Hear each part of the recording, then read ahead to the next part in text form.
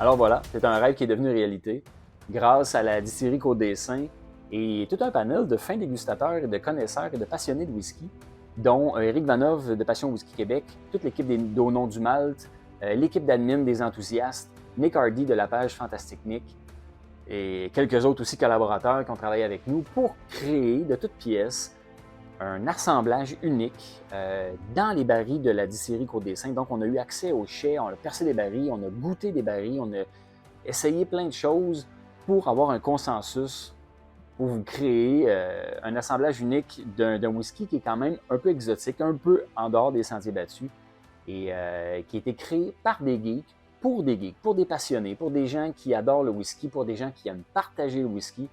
Un assemblage vraiment très, très délicieux d'un excellent single malt. Selon moi, la définition d'un bon whisky, c'est un whisky qui nous apporte du plaisir.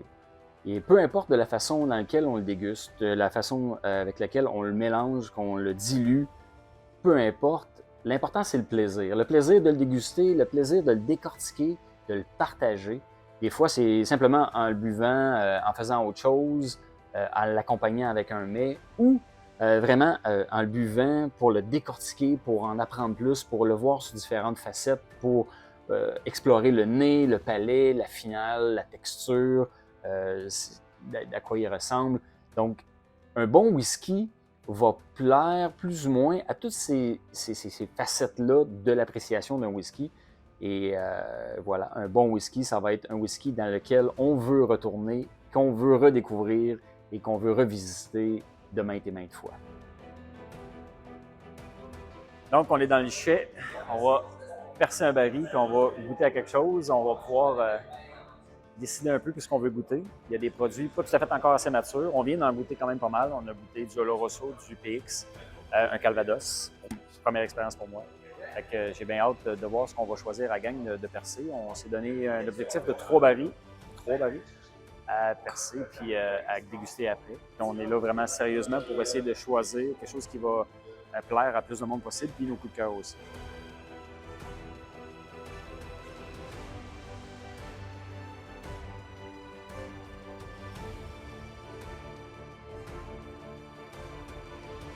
Dès qu'on rentre dans le chai, on sent tout de suite l'odeur de chêne imbibé.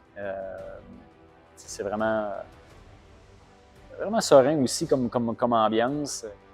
Parmi les barils que nous avons eu la chance de goûter, nous avions entre autres des barils de Bourbon, d'Oloroso, de PX, de Sauternes, de Madeira, de Calvados, d'Amaro, de Marsala et même des barils de whisky tourbé d'Ayla.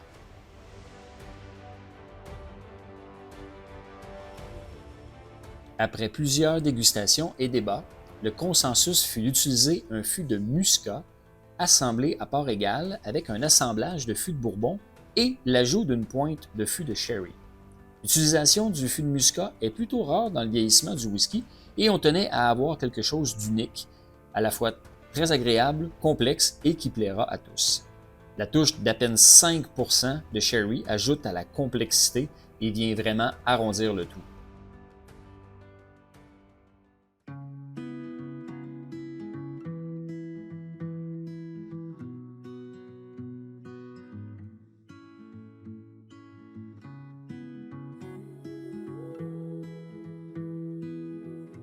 Donc, le résultat de notre assemblage est un whisky qui est très, très, très représentatif du caractère typique de l'ADN de Côte-des-Saints, vraiment avec leur caractère spécial qu'on retrouve dans la plupart de leurs produits, qui est un peu comme un peu des herbes salées que de la viande séchée. Ce petit côté-là qui est agréable, qui est quand même typique à Côte-des-Saints et qu'on ne retrouve pas souvent dans les whiskies. Super intéressant. Il est en avant-plan. Vous le reconnaîtrez parmi d'autres produits de Côte-des-Saints. Ensuite, le fût de muscat apporte une très belle twist de fruits. Il est un peu vif au départ, donc le 55% d'alcool est quand même assez présent. C'est un whisky qui va évoluer beaucoup à force de respirer. Donc au début, on est vraiment dans les fruits verts, dans les fruits jaunes, une petite acidité marquée, tel raisin vert, pomme verte, poire pas tout à fait assez mûr. Et une fois qu'il respire, là, c'est le fût de Bourbon qui prend un peu plus de place. Donc, les fûts de Bourbon vont se présenter comme on les connaît un peu plus d'habitude, donc avec un côté plus rond comme cassonade, sucre à glaçage, une vanille. Et ce qui est super intéressant, c'est l'équilibre. On a le fût de muscat qu'on peut reconnaître, et c'était le but. C'est qu'on voulait qu'on puisse reconnaître très bien l'influence de tous les fûts qu'on a utilisés. Et le muscat domine avec le petit côté fruité.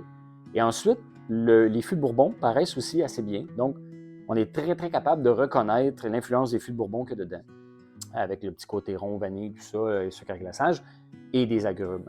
Ensuite, la petite pointe de sherry, le petit 5% de sherry vient juste arrondir les arêtes, vient remplir les coins, vient donner une petite complexité, un peu plus de profondeur à tout ça, vient mêler un petit peu les cartes et vraiment s'incruster derrière tout ce bel assemblage-là. Et il fallait être très prudent dans la quantité de sherry parce que le sherry peut dominer un assemblage comme ça assez facilement. Maintenant, on plonge. En bouche, on est encore dans une belle gamme de fruits verts et jaunes avec des agrumes. Un peu surette, une acidité assez marquée encore une fois.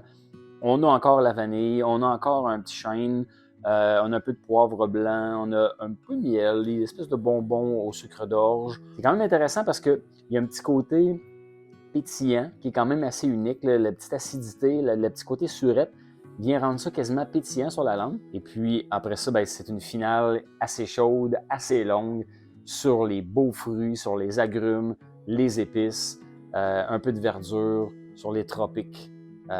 Donc vraiment un whisky qui est une hyper belle complexité, quand même un petit peu champ gauche, un peu en dehors des sentiers battus, côté muscat qu'on n'est pas habitué de travailler avec ce genre de fût-là, qu'on n'est pas habitué de voir ça souvent dans des assemblages, dans des single malt qui nous sont présentés. Donc vraiment un excellent single malt. Donc si la description vous parle, si c'est quelque chose qui vous intéresse de mettre la main sur une ou des bouteilles, envoyez-nous un courriel et on vous réservera votre bouteille. Et c'est un prix d'environ 150 $, peut-être un peu plus. Pas beaucoup, en tout cas, ça devrait jouer dans ces eaux-là. Une date de livraison qui est difficile à promettre avec le processus de la SAQ. Ça devrait prendre 1 mois ou 2 avant que vous puissiez avoir votre bouteille. Et voilà, ça va être la première édition de ce whisky-là et la seule, en fait. Donc, votre chance de mettre la main sur un whisky assez unique. Santé!